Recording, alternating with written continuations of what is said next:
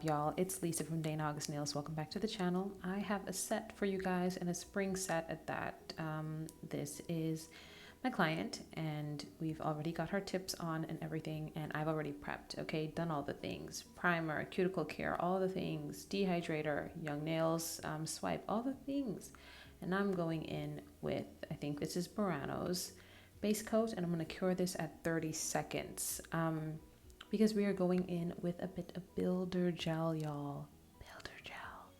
It is honestly, gel nails are my favorite nails to do. This client was doing acrylic for a little bit, and I just convinced her, I guess, to do acrylic, but why did I do that? Because now I need someone to do acrylic on. Anyways, this builder gel that I'm using is actually from Gershion's. I don't know. I mean, you would have had to been here from the very beginning when Gershion was actually sending me products to review. Crazy. But now they don't even make nail products anymore. So I actually do 2 coats of this builder gel color, which is a very nice kind of like magenta-y pink. And I just brush it on there. And here I am doing the second coat. And this is obviously a gel, so it does need to be cleansed. So I'm going in with Young Nails Swipe. And now I'm taking this cat eye color, Madame Glam Garden of Roses, and I'm putting it on that layer of gel that we just did. I didn't buff it, I didn't file it or anything like that. And then I'm going to cure for a full 60 seconds. And this is what we got. Now, you see me trying to use this gel with my brush, but then I realized, duh, Lisa, you mixed this in with white polygel, milky white polygel, clear polygel, and a little bit of black polish to create this gray, and you think that you can now apply this with a gel brush? Are you crazy? No, you need to scoop this up with your Gershion spatula and then apply it with your Gershion's brush while dipping your brush in a bit of base coat. Anyways, y'all, I don't know what I was thinking. I don't know what my son was thinking, because here he is sitting on my client's lap, shaking the disc, and that's why we have shaky footage. I don't know why I said the disc like that. I guess I'm just a little bit outraged now, because I'm like, anyway. And the thing about it is, this kid never used, like I used to tell him, like, you go be on fire and this kid will not spit on you, okay, to put that fire out. But here he is now sitting on her lap. It's very strange. Anyway, I'm repeating the method with this polygel that I have now made. I plopped a bead just under the cuticle. My brush, anytime you see me pull away my brush, I'm just dabbing it in a bit of Young Nails conversion base, because this is the only thing you can do with Young Nails base gels. Okay? I'm going up to center cuticle, then to left cuticle, left sidewall, then back to center cuticle, right cuticle, then right sidewall. And I'm always aiming to keep the bulk of that product in the center of the nail, because I want to make sure I have a nice shape. The apex is where it needs to be. All the things. I will say this, because of the base coat that I was putting onto my brush and therefore adding into the polygel, I was making it softer.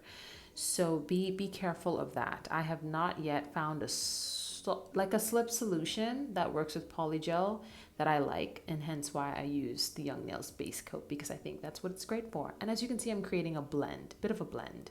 Look at that. Now we are all cured up on this, and now I need to protect that blend that we just worked so hard to create. So I'm going in with a bit of Macart Clear, and you see me just putting dollops on every single nail. Ooh, the audacity. I was so bold on this day. Couldn't tell you why. Could not tell you why.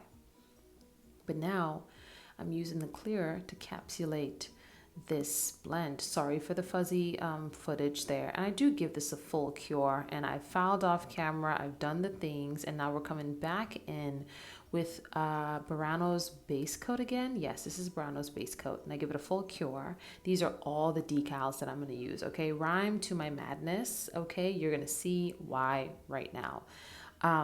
I've got different decals, but the colors are the same. And I'm using my stamper for this. Now you cut out the decal, you remove the plastic on top, you put it face down, image down on the stamper, you add a little bit of water, boom, you got a released image. And then of course you can see where you're placing it, just like I did. And I do that just over that base coat so that the base coat can help seal it in place as well. There go the inspo pic. I gotta put that up there for y'all to see. Now, some of these require a 2 decal method. I'm just working this as I go.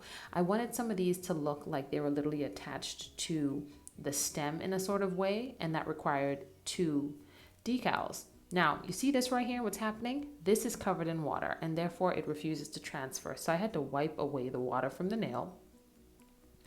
Still tried to do it. I now have to remove the water from the decal itself and from the stamper itself in order to now get a decent transfer. I'm telling you, man, these decals are finicky. There is a learning curve for sure, but here I am again layering two to make it seem as if they were one, and this is still a little bit on the wet side, hence why I'm having some transfer issues. But you can finesse it if you want to. You really can. And on the thumb, we're doing the same thing.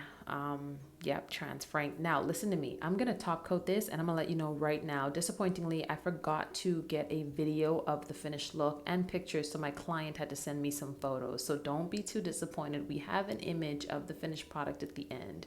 But I just wanted to let you know that this is what had happened. Now, I'm going in with my Gershion's top coat. This was separating. It was like pulling away from certain parts of the nail, and I only noticed it when I went back, because I like to double check that I go back. It was doing that, and I don't know why it's doing that. So what I ended up having to do was attach my little flashlight and just cure excuse me, let me clear my throat. Flash cure basically each nail as I went from hand to hand, and then I would go and do a full 60 seconds in the lamp, because I don't know why these nails, I don't know why this top coat was trying me. But the amount of trash that I talk about Gershion's, from going to nails and now to selling nail products and forcing me to have to look for a new brand of polygel, I could see why the top coat is starting to act up. I could see why that was. But here I am using the little flash cure to give a little zap something, and then I do a full cure in there. Now this is a little bit of a video of how it looks. Now we're gonna do some droplets, and this is just me taking the Gershion's top coat directly from the bottle, because it is quite on the thicker side, and just doing these little water droplets, which my client had said, oh, we don't need those. I said, the heck we don't. Yes we do. And so I put those on the nails, and like I said, I did not get a video of the finished look. She sent me a photo from her work with very beautiful natural light, honey. So I'd like to thank you guys for watching. Please like the video, comment, share, subscribe. I love y'all so much for watching, and I'm gonna catch y'all in the next spring video, honey. Bye now.